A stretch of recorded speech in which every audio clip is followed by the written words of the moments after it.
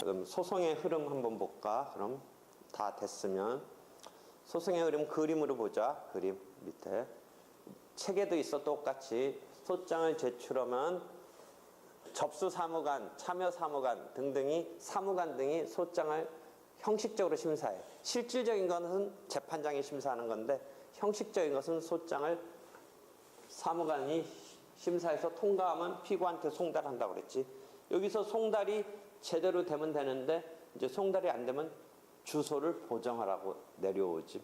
그러니까 가봤더니 뭐 일시적으로 그날 요새는 다 혼자 살고 원룸 살고 그러니까 못 만나는 게 많지만 못 만났다고 그 킥서비스처럼 거기다 놓고 오고 이런 건 안 돼. 교부 송달이니까.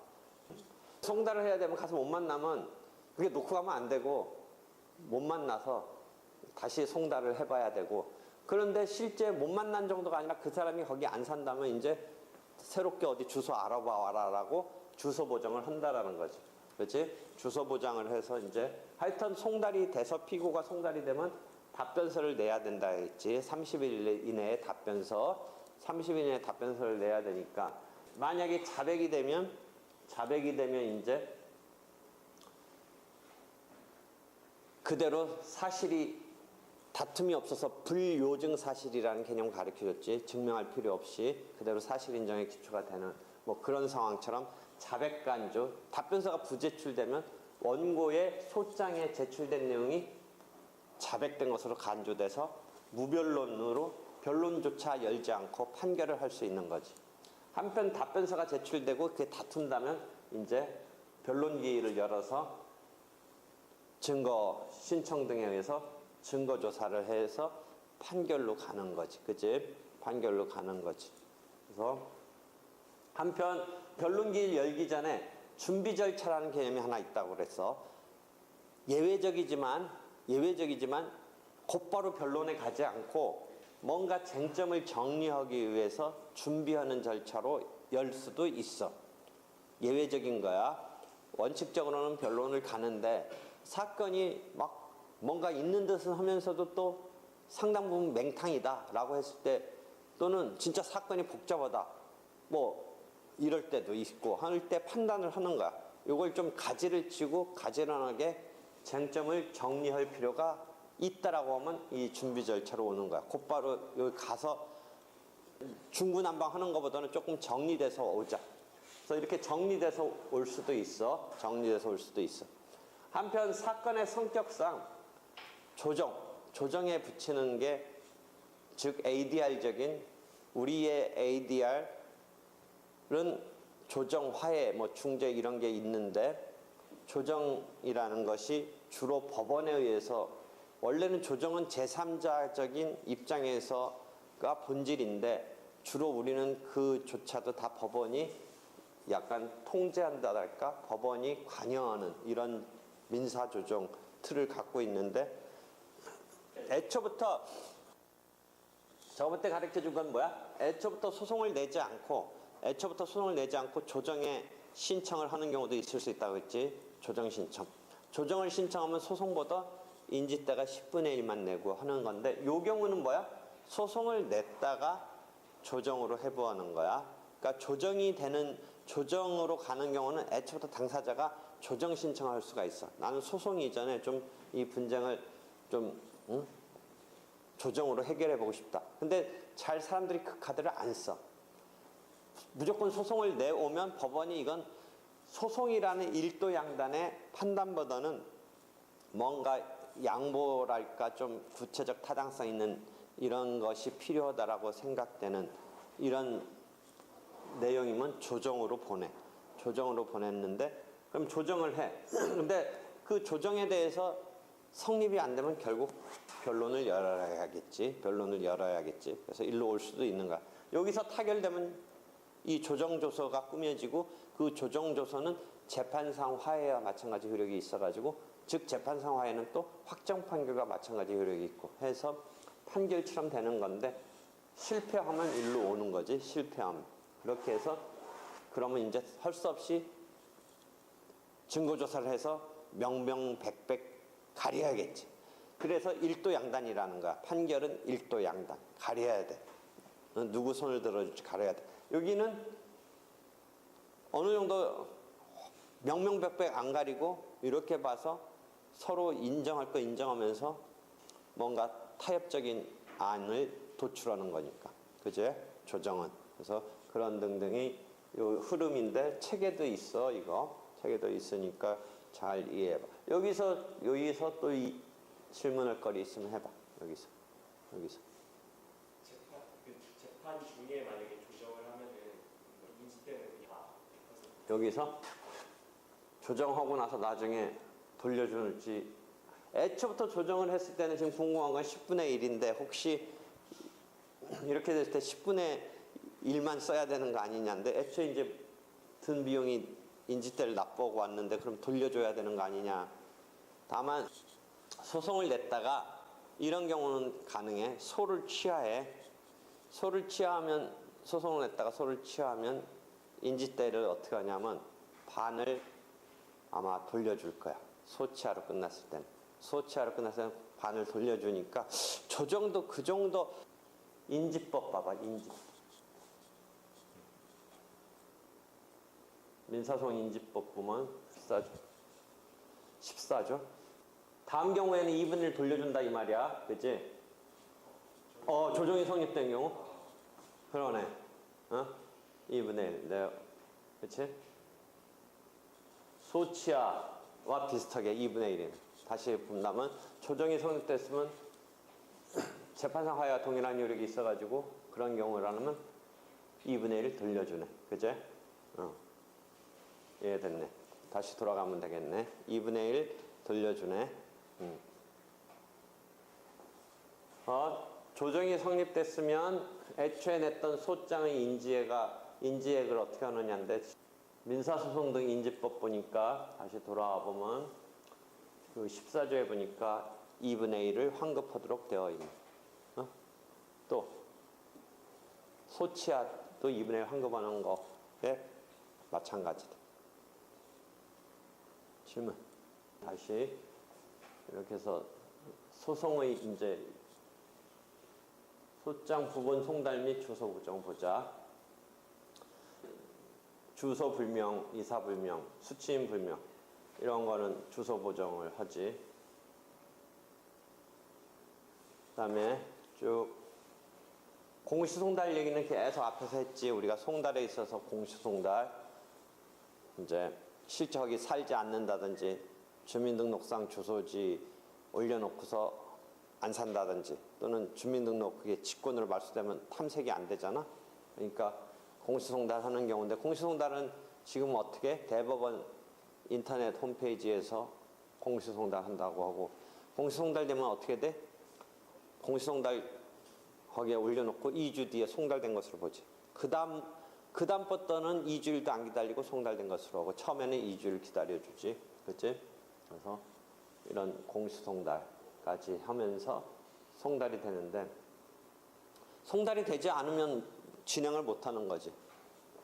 그래서 주소를 보정을 하면 이제 공시송달 신청하려면 가가지고 이제 그 동네 가봐서 그 사람 진짜 사는지 통장 뭐 이런 사람들 확인서 같은 거 아니면 주민등록 직권 말소된 거 이런 거 붙여가지고 공시송달을 신청해. 물론 법원이 직권으로 할 수도 있지만 보통은 당사자가 공시송달 신청을 해. 그래서 공시송달 허가가 내려지면 이제 법원 지금 대법원 사이트에 대법원 사이트 가봐봐. 공시송달 가르쳐줄게. 어딘가 하는 게 있단 말이야. 공고에 봐봐. 공고 세 번째 공시송달 봐봐. 쭉 봐봐. 서울 오늘도 서울에 공시송달 있나 보자. 서울중앙지방법 제일 많은 사건. 여기는 공시송달 이런 문서들을 지급명령을 공시송달. 원래 지급명령은 공시송달로 지급명령은 안 되는 거였는데 금융권에 어떤 확실한 돈 빌려준 게 있는 건 공시송달로 할 수 있는 경우라도 지급명령을 바란다라고 하면서 한편 그래서 어떤 국회의원이 그게 너무 거꾸로 문제 있다. 뭐 자산 유동화 회사 등이 그걸 막 남발하는 게 문제가 있다. 그런 부분 이야기한 적이 있어요, 없어요? 있지. 지금 명령이 한번 내려졌는 걸 한번 보자 이거지. 이렇게 됐지.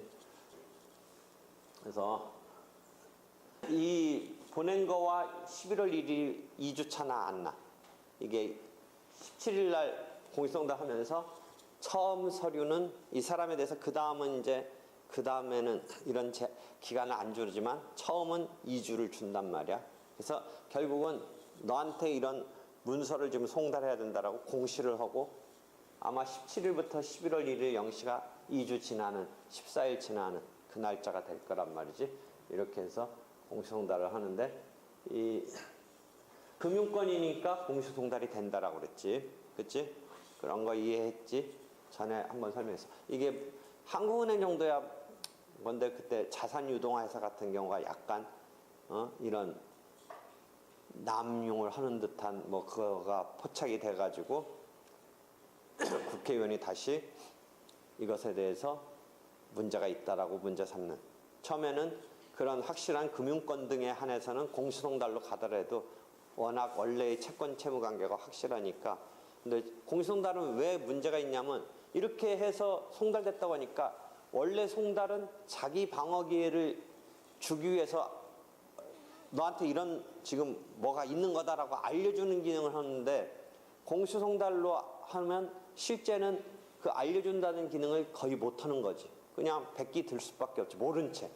알고 나서 백기 드는 게 아니잖아. 모른 채 지금 그렇게 되니까 2주의 이 기간을 주는 거잖아. 지급 명령이라는 제도가 뭐였어? 변론, 소송처럼 변론을 열지 않고 지급하라라고 날리는 건데 공시송달로 날아가면 그 사람은 진짜 영문도 모른 채 2주도 또 넘어가기도 하지. 그러니까 그 점에 있어서 이 경우는 뭐야?